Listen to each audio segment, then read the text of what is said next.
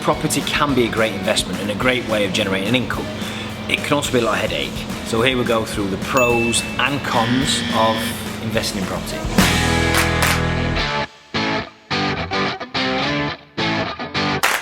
It's tangible, you can see it, you can drive past it, you can touch it. A lot of people really like the fact they know where the property is and they know it's going to stay there. And everybody needs one. So in theory, as more people come into the world, those people need somewhere to live. So the right property in the right location, it should always be rented out. You can leverage against it. What I mean by this is you can put a very small deposit down and borrow the rest of the money from the bank. And especially while our interest rates are so low, if you're renting the property out, that should then either cover your mortgage, pay you an income, or even do both. And as well as the rental income that you're receiving, you've also got the opportunity for the value of the house to grow, meaning that you can sell the property and take your cash off the table, essentially giving you 2 bites of the cherry. The first negative is that property can be really expensive for 3 main reasons.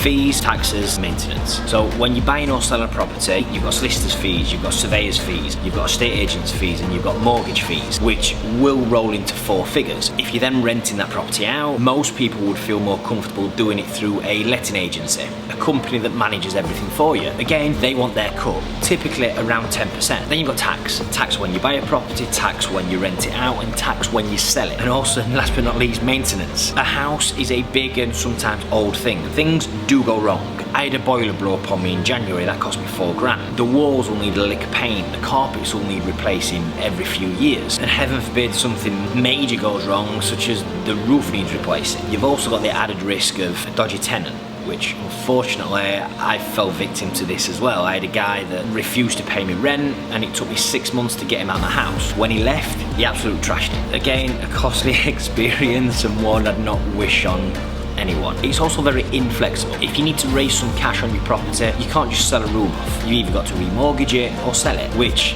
can be very costly and take quite a bit of time for you to get hold of your money. And you can't pick it up and move it either. So it's really important that you get the right property in the right location. So you need to do your research or use a reputable property company to do this for you. Like the TV show says, location, location, location. You also need to be aware of changes in laws and regulations, especially if you're buying in a country where you don't hold a passport for. Brexit being a prime example. I doubt it'll ever happen, but what if Boris says something really stupid and upsets the Spanish? And all of a sudden, that villa you've got on the Costa del Sol, what happens to that if you can't legally fly there anymore?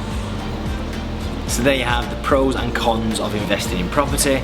Make sure that you give this video a like, share, comment, and if you're not doing it already, make sure that you're following the group.